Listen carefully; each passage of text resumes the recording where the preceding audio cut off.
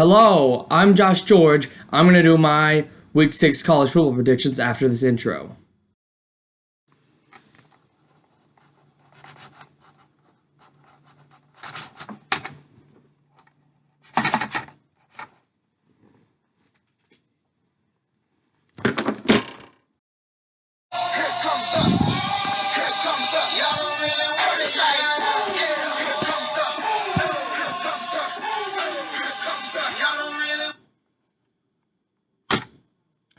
Well, so much for that.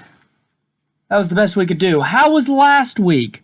Well, for me, last week was not bad. As you can see there, I was 9-3. I did have one with the score 100% right, where I picked the Arkansas Texas A&M game. So, good week. Now, I'm going to go to the UCF Cincinnati game. And I think it's going to be a doozy. I think it's going to be a real good game because defense of Cincinnati versus Heupel's offense, UCF. But Cincinnati's dropped 142-0 to Ohio State last time they played a good team. And I think that Dylan Gabriel can really sling it. I'm picking the Knights. I have UCF 31, Cincinnati 21. Now to the Saturday games. I have Oklahoma at Kansas in a trap game. Kansas, Les Miles, the Mad Hatter, Puka Williams, really good running back, maybe the best in the Big 12. I think this could be a really good game. But I think OU's defense can pull things together, maybe get them off to a hot start. This defense has not let in one single point in the first quarter of a game yet. So that's how they avoid the trap game, getting ahead of Kansas early. I have the Sooners 50, the Jayhawks 17. To the next game, Iowa at Michigan.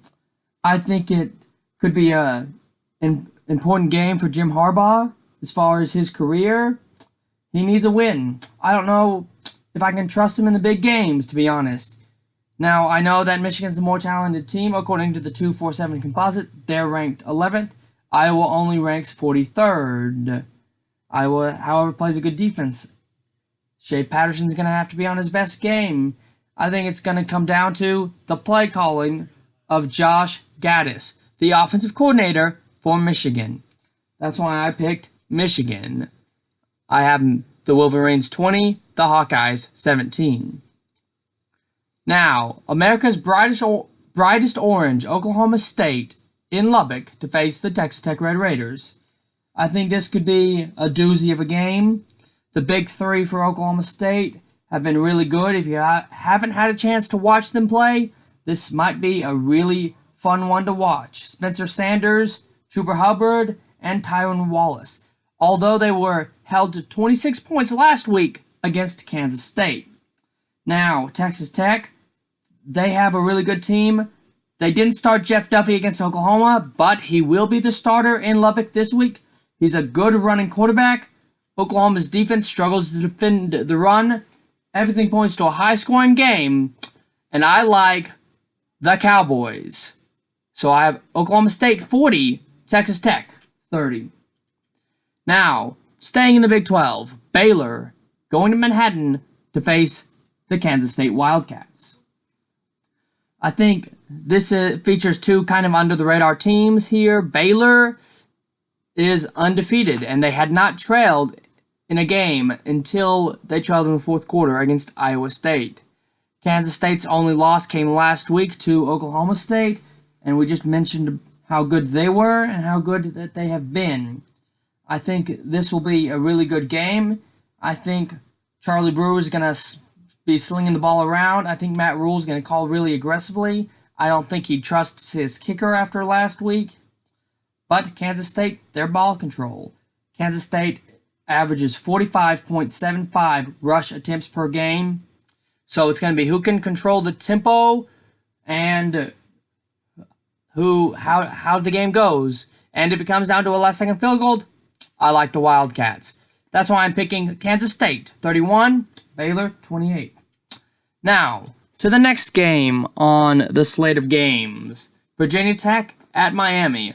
A game that we thought could decide this division in the ACC and who gets a chance to meet Clemson in the ACC title. Now, not so much. But, still a good game. The FPI gives Miami an 89% chance to win. Miami started off 0-2 with a loss by 4 to Florida and a loss by 3 to North Carolina. The turnover chain for them starting to turn their season around, though. Virginia Tech has not looked so great in some of their wins. They only beat Old Dominion by 14 and only beat Furman by 7. I think Virginia Tech might be the most overrated team coming into the year. I have the Hurricanes 30, the Hokies 7. Now, Michigan State, one of those kind of overrated teams. I think they're really good. I think Lewerke's looked good at quarterback, but Justice Fields and company, Ryan Day's really made this Ohio State improve. They're on the level of maybe the best team in the country right now.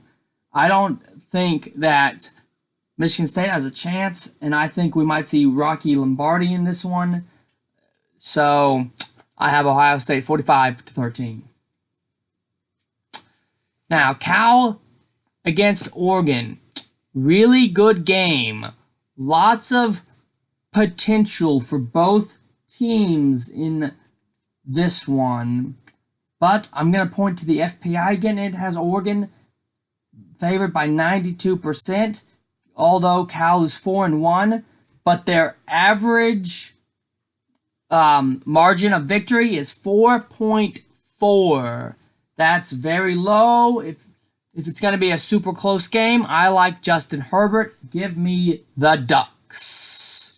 I have Oregon 20, Cal 17. Now to Pitt at Duke. So, kind of an interesting coaching matchup. Pat Narduzzi and Cliff Kingsbury, but Pat's really had Cliff's number the last couple of years. In 2015, Pitt won 31-13. In 2016, it was 56-14 in favor of Pitt. In 2017, it was 24-17 in favor of Pitt. And it was 54-45 in 2018 in favor of Pitt. Pittsburgh also leads the series 14-9. All things point to Pittsburgh as far as history goes. When you look at the two teams on the field, Duke might actually have the better team. But I'm going to take Pittsburgh 28-24. Now, Pac-12, after dark, Washington. Defense that forced 3 turnovers last week. KJ Costello, he's got his hands full at quarterback because they forced 9 turnovers on the season, averaging 2.4 turnovers per game. I say take the Huskies after dark. I have Washington beating Stanford 28-19. Now to my upset / superdog of the week here. Texas at West Virginia. I'm going to go back to the series meeting with them. They've met one time out of conference play in 1956 when they played to a tie. But in conference play, West Virginia leads the series 5-3 against Texas. They're one of the few teams with a winning record against Texas in the Big 12. So, it's also a look-ahead week. If they're looking to OU, big trap. I'm getting 7.5 this week. I'm taking the number. I think it will be closer than that. I think Texas might end up squeaking it out. But this is my super dog of the week. The game of the week. Good place for college game day to be. Auburn has been rolling under Bo Nix with Gus Malzahn back to calling the plays. Both these teams undefeated. Huge SEC matchup. Bo Nix so far has thrown 7 touchdowns and 2 interceptions. With his running back Whitlow, he has 463 yards on 92 attempts, averaging 5.03 yards per carry. On the other side, Florida, a really hyped up Felipe Franks, likes to get excited, talk to fans, things like that. He's thrown 5 touchdown passes, 3 interceptions. P. Ryan, Florida's #1 running back, he's got 198 yards on 54 attempts. That's 3.6 yards per carry. If you're keeping score, Auburn's gotten more. Now, Auburn's getting more and more beat up as the season goes on. Their next 3 games are all on the road. They're at Florida, at Arkansas, who has proved that they can play with maybe anybody as they look to go against Texas A&M, and at LSU. I'm going to pick right now, Auburn's going to lose one of those games, maybe even 2, but not this week. I'm picking the Tigers 28-23. You just watched Josh George Week 6's college football predictions.